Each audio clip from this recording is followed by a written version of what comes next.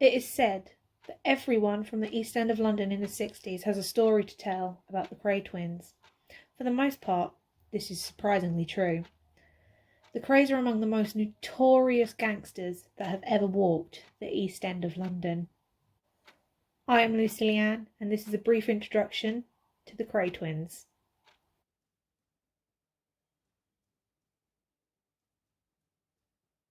The Krays ran the East End of London from the late 50s to the late 60s up until their arrest and incarceration in March of 1969. Ronald and Reginald Kray, most famously known as Ronnie and Reggie, are a set of identical twins born on the 24th of October 1933 in Hoxton, London. The twins were not the only siblings in their family. They also had an older brother named Charlie, who also operated in their gang known as The Firm. Charlie, however, never received the same fame as his brothers, but he did get arrested at the same time, but was subsequently released 10 years after his arrest. He was also arrested years later for a cocaine smuggling plot worth 40 million. This arrest was supposed to be for 13 years. He only managed to serve 3 before unfortunately passing away in 2000 at the age of 73. During the twins' teenage years, they were heavily influenced by their grandfather into taking part in the sport of boxing. Both twins were very good at this, and it is said that Reggie had the potential to become a famous boxer. However, due to his criminal behaviour, this was not possible and the opportunity was denied. The twins' first stint in a prison was back in 1952, where they were imprisoned in the Tower of London for failing to report for national service duties. They were one of the last ever prisoners to be held at this iconic London destination. The twins were also thrown after their brief stint in the Tower of London into Shepton Mallet, where they met future rival George Cornell, who Ronnie would later shoot dead.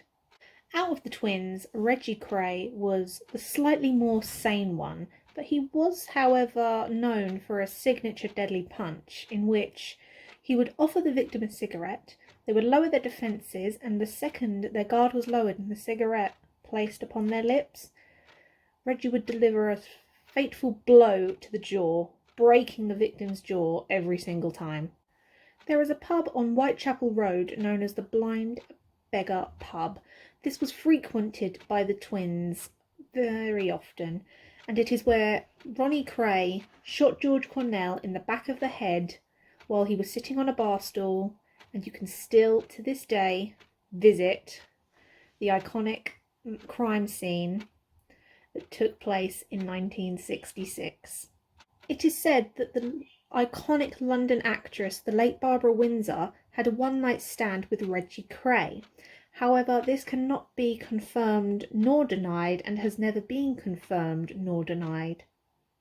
March 1969 is when the brothers both received life imprisonment sentences in separate prisons with a 30-year non-parole period. This, to this day, is the longest sentence that has ever been passed by the Old Bailey. This was a result of the murders of George Cornell and Jack McVitie. In 1982, the brothers were both granted a day's leave from their respective prisons on the condition that they were to be handcuffed to their security personnel so that they could attend their mother's funeral. This funeral had many guests and visitors from family, friends, and just curious bystanders. The twins later that day, after the ceremony, had to return straight to their respective prisons and were unable to visit the graveside. Most people are shocked to know that while the Krays were imprisoned, they both took to poetry, and a childhood friend to this day still has a lot of their unpublished poetry.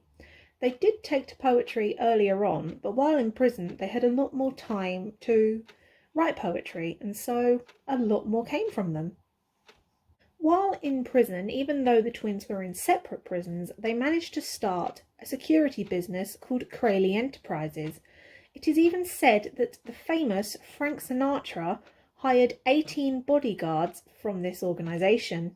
Ronnie Kray was classed as a Category A convict. He was not allowed to mix or mingle or have any other things that a regular prisoner would have to be held. In 1979, he was transferred to Broadmoor, which is a psychiatric prison, due to his mental state and schizophrenic episodes.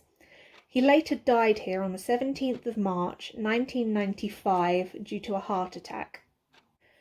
Reggie Kray was granted compassionate leave on the 26th of August 2000 due to a cancer diagnosis. He was released from Wayland and he spent time with his then wife, and unfortunately he died 8.5 weeks later in his sleep due to bladder cancer.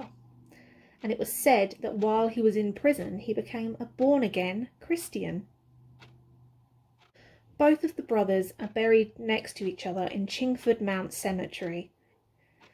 Their headstones both have their faces on, and it is among the family's plots. May they rest easy.